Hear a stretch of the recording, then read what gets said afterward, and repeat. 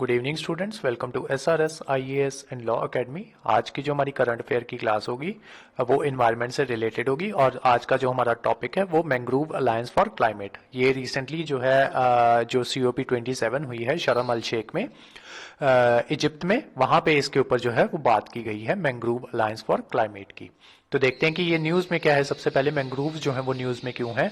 During COP 27 climate summit in Sharm el Sheikh, Egypt, the UAE and Indonesia announced the Mangrove Alliance for Climate। इन तीनों ने, इजिप्त ने, UAE और Indonesia, इन तीनों ने मिलकर जो है मैंग्रोव अलायंस फॉर क्लाइमेट की बात कही है COP 27 में। कॉन्फ्रेंस ऑफ पार्टीज 27 इसकी जो मीटिंग है वो हुई थी शर्म अल शेख में। अब मैंग्रोव अलायंस फॉर क्लाइमेट के बारे में देखते हैं। इट इंक्लूड्स UAE, इसमें कौन कौन सी कंट्रीज जो हैं वो शामिल होंगी। एक UAE, देन आपकी Indonesia, India, Sri Lanka, Australia, Japan and Spain. तो मैंग्रोव अलायंस में ये कंट्रीज जो हैं वो शामिल होंगी, UAE, Indonesia, India, Sri Lanka, Australia, Japan और Spain. It seeks to educate and spread awareness worldwide on the role of mangroves in curbing global warming, कि ग्लोबल वार्मिंग को ये जो आपके मैंग्रोव फॉरेस्ट जो है वो किस तरीके से कर्ब करते हैं उसके बारे में ये जो ऑल ओवर द वर्ल्ड है उसमें एजुकेट करेंगे और जो अवेयरनेस जो है उसको स्प्रेड करेंगे। It is its potential as a solution for climate change, कि किस तरीके से ये क्लाइमेट चेंज जो हो रहा है उसके तहत ये जो है आपके मैंग्रोव फॉरेस्ट जो है वो एक सॉल्यूशन की तरह जो है सामने आ सकते हैं। However, the international alliance works on only on a voluntary basis. हालांकि ये जो आपका जो इंटर गवर्नमेंट अलायंस होगा ये वॉलंटरी बेसिस पे वर्क करेगा, which means that there are no real checks and balances to hold the member accountable.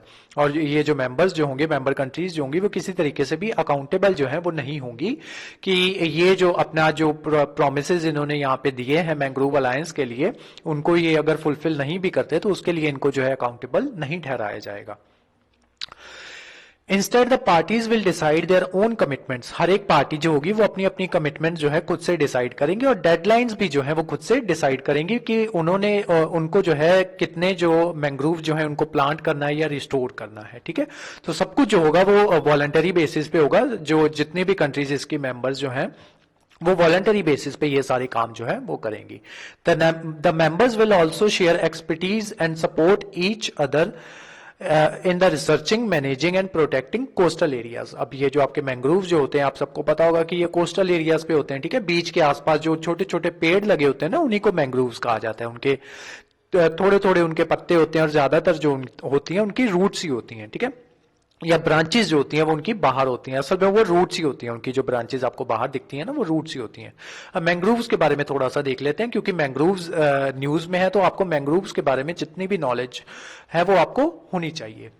Mangroves are defined as assemblage of salt tolerant trees and shrubs. ठीक है, shrubs होती हैं जो आपके छोटे ट्रीज होते हैं ना, उनको श्रब्स कहा जाता है।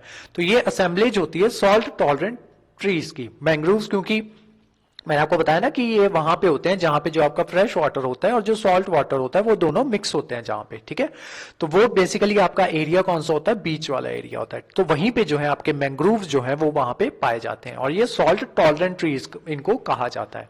That grows in intertidal region. Intertidal region कौन सा होता है, जो जहां पे आपके टाइड्स जो है वो आती हैं। ठीक है, तो बेसिकली आपका जो बीच वाला एरिया हो गया उसी को इंटरटाइडल रीजन भी कहा जाता है। ऑफ द ट्रॉपिकल एंड सब ट्रॉपिकल कोस्ट लाइन। ठीक है, कोस्ट लाइन किसकी होगी, जो जहां पे आपका जो समुद्र जो शुरू होता है ना उसको कोस्ट लाइन कहा जाता है।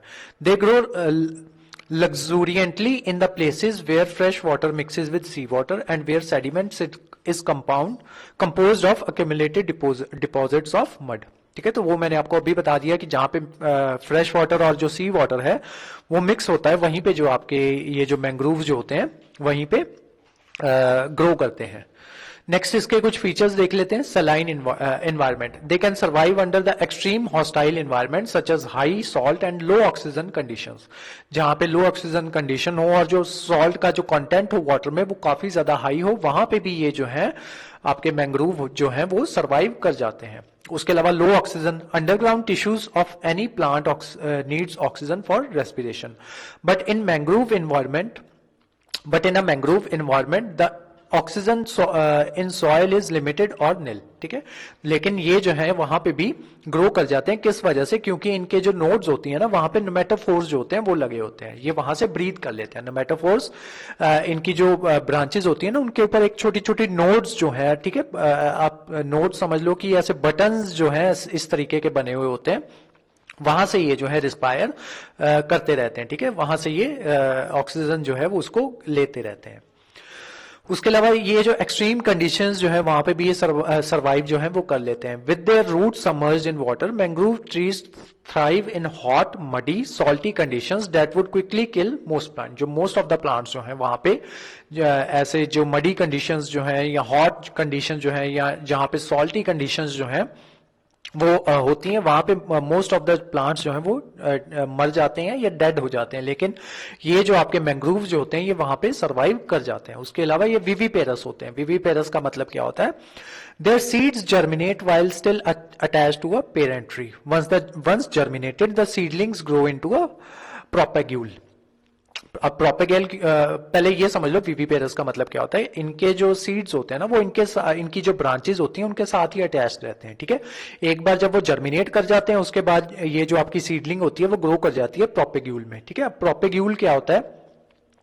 Propagule is a vegetative structure that can become detached from plant and give rise to a new plant, ठीक है, तो उसको प्रोपेग्यूल कहा जाता है। Example includes a bud, sucker और स्पोर। इसका सिग्निफिकेंस देखते हैं मैंग्रोव्स का। Mangroves trap and cycle various organic materials, chemical elements and important nutrients in a coastal ecosystem. They provide one of the basic food chain resources for marine organism. ये marine organisms के लिए basic food chain जो है वो भी provide करवाते हैं। They provide physical habitat and nursery grounds for various variety of marine organisms. जैसे जो आपके ये जो होते हैं टॉर्टोइजेस जो होते हैं ना, ये यहीं पे आके ये जो आपके ये होते हैं मैंग्रोव्स जो होते हैं इनके पास आके ये जो अपने एग्स जो होते हैं उनको ले करते हैं। मोस्टली जो क्रोकोडाइल्स जो होते हैं वो भी यहीं पे आके जो एग्स जो होते हैं अपने ले करते हैं। Mangroves also serve as a storm buffers.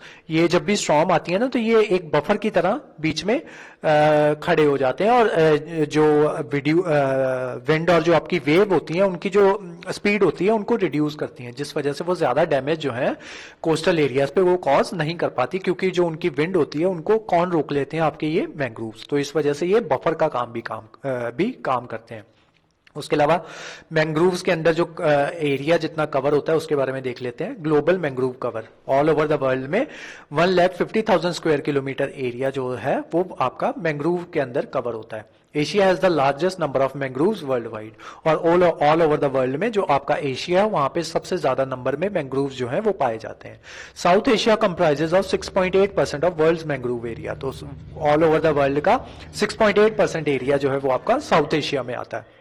उसके अलावा इंडिया में मैंग्रोव का कवर जो है वो कितना है? India contributes 45.8% of total mangrove cover in south Asia. तो जितना साउथ एशिया में जो मैंग्रोव एरिया है उसका ऑलमोस्ट आप कह सकते हो कि 50% जो एरिया है वो इंडिया में ही कवर होता है, ठीक है।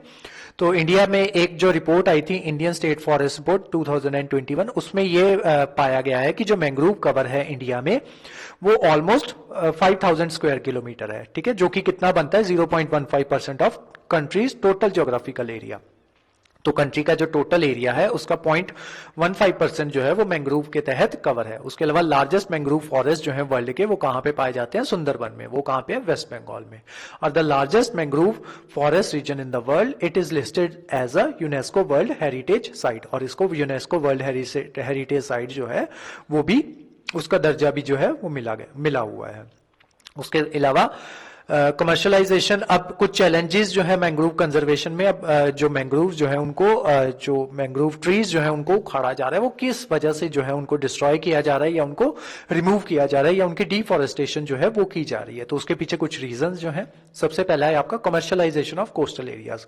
अब जो आपके कोस्टल एरियाज जो है उनकी कमर्शलाइजेशन होने लगी है, तो जिस वजह से वहां पे एक्वाकल्चर जैसी एक्टिविटीज हो गई या कोस्टल डेवलपमेंट के नाम पे या वहां पे राइस और पाम ऑयल फार्मिंग जो है वो की जानी शुरू हो गई है, या फिर जो इंडस्ट्रियल एक्टिविटीज जो है उनकी वजह से ही ये जो जिस एरिया पे जो मैंग्रोव जो है वो उगते थे उन एरिया को जो है क्लियर किया जा रहा है और वहां पे ये एक्टिविटीज जो है उनको शुरू किया जा रहा है। तो इस वजह से ये कुछ चैलेंजेस जो है मैंग्रोव की कंजर्वेशन में वो आ रहे हैं।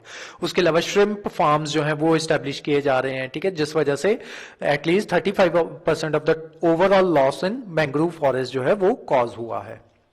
उसके अलावा टेम्परेचर रिलेटेड इश्यूज, फ्लक्चुएशन जो है टेम्परेचर में बहुत ज्यादा देखने को मिली। आपने देखा ही होगा कि रिसेंट पिछले कुछ सालों में जो आपका जो टेम्परेचर है वो कितना ज्यादा फ्लक्चुएट करता है। सर्दी जो होती है वो बहुत ज्यादा पड़ती है और गर्मी भी जो है वो बहुत ज्यादा पड़ती है। तो ये फ्लक्चुएशन ऑफ टेम्परेचर की वजह से ये जो आपके जो मैंग्रोव्स जो होते हैं, अगर उनमें 10 डिग्री का भी जो फ्लक्चुएशन है ऊपर नीचे हो जाए तो ये जो है मैंग्रोव को बिल्कुल जड़ से खत्म कर देते हैं।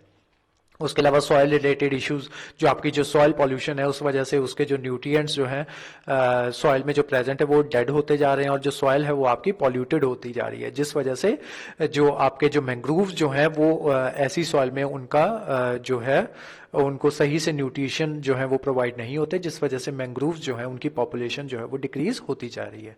उसके अलावा एक्सेसिव ह्यूमन इंटरवेंशन की वजह से भी जो मैंग्रोव की जो पॉपुलेशन है वो डिक्रीज होती जा रही है। उसके अलावा कुछ रिलेटेड इनिशिएटिव्स जो हैं यहाँ पे दिए हुए हैं, जैसे यूनेस्को का इनिशिएटिव है बायोस्फीयर रिजर्व में इंक्लूड करना इनको मैंग्रोव्स को, ठीक है, और उसके अलावा international society for mangrove ecosystem जो है ISME जो है इसको इस्टेब्लिश किया था 1990 में, ठीक है। ये कुछ ये आपके ये हैं इनिशिएटिव्स जो हैं ताकि ये मैंग्रोव की जो पॉपुलेशन है उसको इंक्रीज किया जा सके। उसके अलावा ब्लू कार्बन इनिशिएटिव जो है ये किनके द्वारा शुरू किया गया है, IUCN के द्वारा, international union for conservation of IUCN, international union for conservation of nature and international intergovernmental oceanographic commission, ठीक है, ये यूनेस्को का है। ये IOC इंटरगवर्नमेंटल ओशनोग्राफिक कमीशन, ये जो है ये भी कोऑर्डिनेट कर रहे हैं ताकि ये जो है इनके ये जो इनिशिएटिव है ब्लू कार्बन इनिशिएटिव इन्हीं दोनों के द्वारा चलाया गया है। एक तो यूनेस्को का IOC और IUCN, ठीक है, इन दोनों ने ब्लू कार्बन इनिशिएटिव जो है वो चलाया है ताकि ये जो मैंग्रोव की पॉपुलेशन है उनको डिक्रीज होने से बचाया जा सके और मैंग्रोव की जो पॉपुलेशन है उसको और ज्यादा बढ़ाया जा सके। और उसके अलावा special international day for conservation of mangrove ecosystem ये भी जो है हर साल सेलिब्रेट किया जाता है 26 जुलाई को। तो ये कुछ इनिशिएटिव्स जो थे आपके मैंग्रोव की पॉपुलेशन के लिए। और आज की जो हमारी क्लास थी वो मैंग्रोव अलायंस के बारे में थी और जो जो उससे रिलेटेड था वो आज की क्लास में मैंने आपको बता दिया है। इस क्लास के जो नोट्स हैं वो आपको सेंड कर दिए जाएंगे हमारे टेलीग्राम चैनल पे, और जो हमारे वेरियस व्हाट्सएप ग्रुप्स जो हैं वहाँ पे भी इसके नोट्स जो हैं वो आपको सेंड कर दिए जाएंगे। और वेरियस हमारे जो कोर्सेज है उसके बारे में अगर आप इन्फॉर्मेशन लेना चाहते हो तो ये जो आपके स्क्रीन के ऊपर जो नंबर आपको शो हो रहा है इसके ऊपर आप जो है कॉन्टैक्ट करके जो कोर्सेज है उनके बारे में इंफॉर्मेशन जो है वो आप ले सकते हो। तो आज की जो क्लास थी वो यहीं तक थी। Thank you so much.